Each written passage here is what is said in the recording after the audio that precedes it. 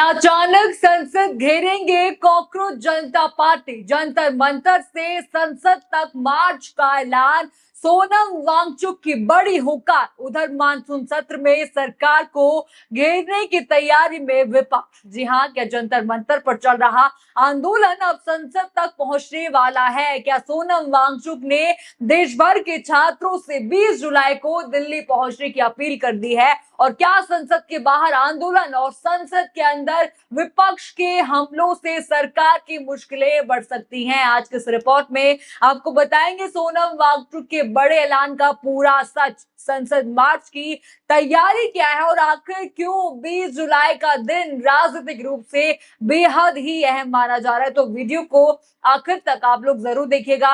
नमस्कार, मैं हूं राधा राणा और आप देख रहे हैं पीआरबी। दोस्तों, जरा ये बड़ी हेडलाइन स्क्रीन पर देखिए। 20 को जंतर मंतर से संसद की ओर मार्च करेंगे वांगचुक, लोगों से दिल्ली पहुंचने की अपील।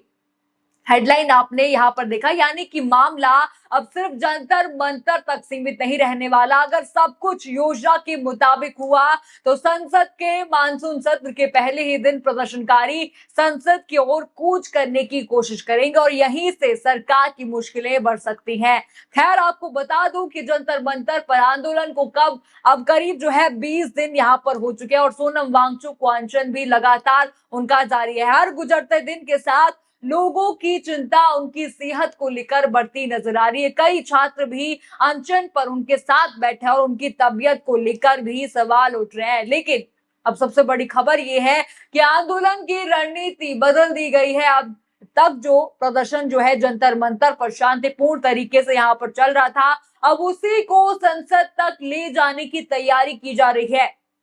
खुद सोनम वांगचुक ने इसका ऐलान किया है। उन्होंने कहा कि 20 जुलाई जिस दिन संसद का मानसून सत्र शुरू होगा, उसी दिन जंतर मंतर से संसद तक एक शांतिपूर्ण मार्च निकाला जाएगा। और सवाल उठता है कि आखिर संसद ही क्यों यहाँ पर चुना जा रहा है? सोनम वांगचुक का यहाँ पर कहना है कि संसद वही जगह है जहां देश के कानून बनते हैं, जहां सांसद बैठते हैं और जहां जनता की आवाज पहुंचनी चाहिए। इसलिए अपनी मांगों को रखने के लिए इससे बेहतर जगह कोई नहीं हो सकती। यही नहीं, उन्होंने पूरे देश के छात्रों और युवाओं से भी अपील की कि अगर सच में इस आंदोलन का समर्थन करना चाहते हैं तो सिर्फ सोशल मीडिया पर संदेश भेजने जो है आप भेजें।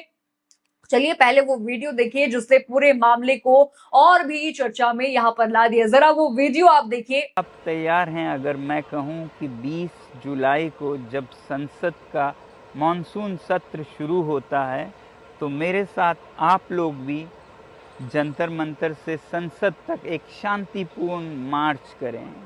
अगर ऐसा कर सकते हैं तो बहुत कुछ बदल सकता है। देखा आपने सोनम वांगचुक का ये वीडियो, आपने देखा। वीडियो में सोनम वांगचुक कहते हुए नजर आते हैं कि मुझे बहुत सारे संदेश मिले कि मैं अपना अनशन तोड़ दूं, लेकिन अगर मैं आज अनशन तोड़ दूं तो क्या इससे उन छात्रों की समस्या खत्म हो जाएंगी? क्या भविष्य में ऐसी घटनाएं रुक जाएंगी? अगर आप सच में चाहते हैं कि मैं जिंदा रहूं तो सिर्फ मैसेज मत कीजिए, 20 जुलाई को जंतर मंतर आइए और मेरे साथ संसद तक शांतिपूर्ण मार्च कीजिए। यानी कि साफ है कि अब आंदोलन को एक नए चरण में ले जाने की तैयारी है। साथ ही उन्होंने सोशल मीडिया पर भी ट्वीट किया। उन्होंने लिखा कि 20 जुलाई को संसद तक शांतिपूर्ण मार्च होगा।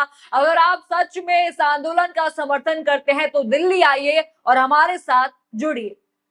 ट्वीट भी आपने यहाँ पर उनका देख लिया। अब सबसे बड़ा सवाल यहाँ पर यही शुरू होता है कि आखिर अचानक आंदोलन की रणनीति क्यों बदल गई? क्या सरकार से बातचीत नहीं बन पाई या फिर अब सीधे सांसदों तक अपनी बात पहुंचाने की कोशिश की जाएगी? और दूसरा सबसे बड़ा सवाल, क्या सरकार इस मार्च की अनुमति देगी? क्योंकि जंतर मंतर पर धरना देना एक बात यहाँ पर होती है, लेकिन संसद की तरफ मार्च करना बिल्कुल ही अलग मामला है। जी हाँ, आपको पता ही है कि संसद का इलाका कितना संवेदनशील है, कितना सुरक्षा क्षेत्रों में वो गिना जाता है। वहां सुरक्षा व्यवस्था बेहद ही सख्त रहती है। हालांकि एक बात ये भी है कि जंतर मंतर और संसद के बीच की दूरी बहुत ज्यादा नहीं है, बहुत ही फासला कम है इन दोनों के बीच का, यानी कि अगर बड़ी संख्या में प्रदर्शनकारी संसद की ओर बढ़ते हैं तो दिल्ली पुलिस के सामने कानून व्यवस्था बनाए रखना एक बड़ी चुनौती साबित यहां पर हो सकती है। यहीं से अटकलें भी शुरू हो गई हैं।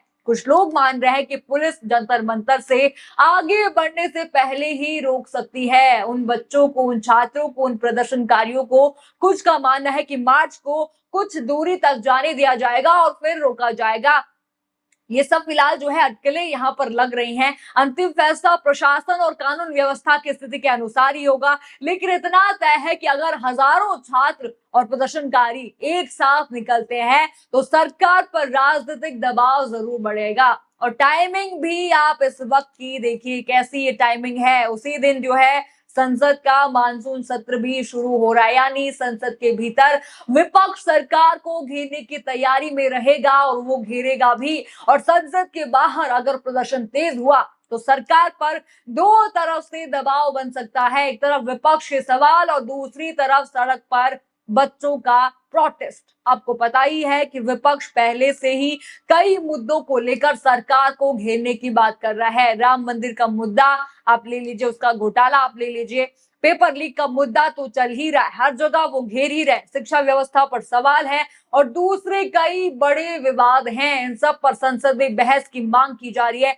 ऐसे में अगर संसद के बाहर भी बड़ा प्रदर्शन होता है तो राजनीतिक माहौल और भी गर्म हो सकता है।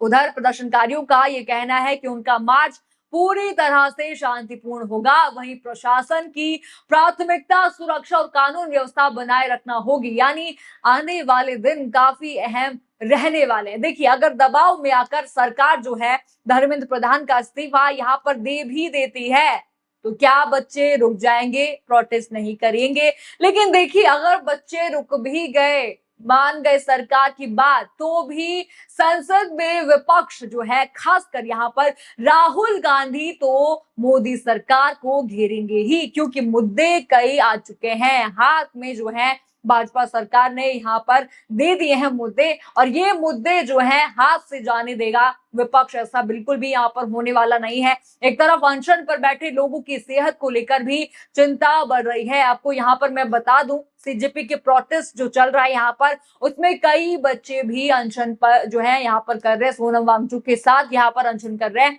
वो जिनमें से कईयों की तबीयत भी खराब होती नजर आ रही है, बिगड़ रही है उनकी तबीयत। दोस्तों, सोनम वांगचुक भले ही वीडियो में आपको बात करते हुए नजर आए, लेकिन उनका जो वजन है, आपको बता दूं, 7 किलो से ज्यादा गिर गया है उनका वजन। अगर किसी की भी तबीयत यहाँ पर ज्यादा खराब हो जाती है तो आखिर जिम्मेदारी इसकी कौन लेगा, यही सवाल यहाँ पर बहुत बड़ा बन रहा है। दूसरी तरफ देखिए, 20 जुलाई के प्रस्तावित मार्च को लेकर राजनीतिक और प्रशासनिक हलचल तेज होती दिखाई दे रही है। अब देखना यहाँ पर होगा, क्या सरकार बातचीत का रास्ता चुनती है, क्या मार्च की अनुमति जो है बच्चों को मिलती है, या फिर संसद पहुंचने से पहले ही प्रदर्शनकारियों को रोक लिया जाएगा।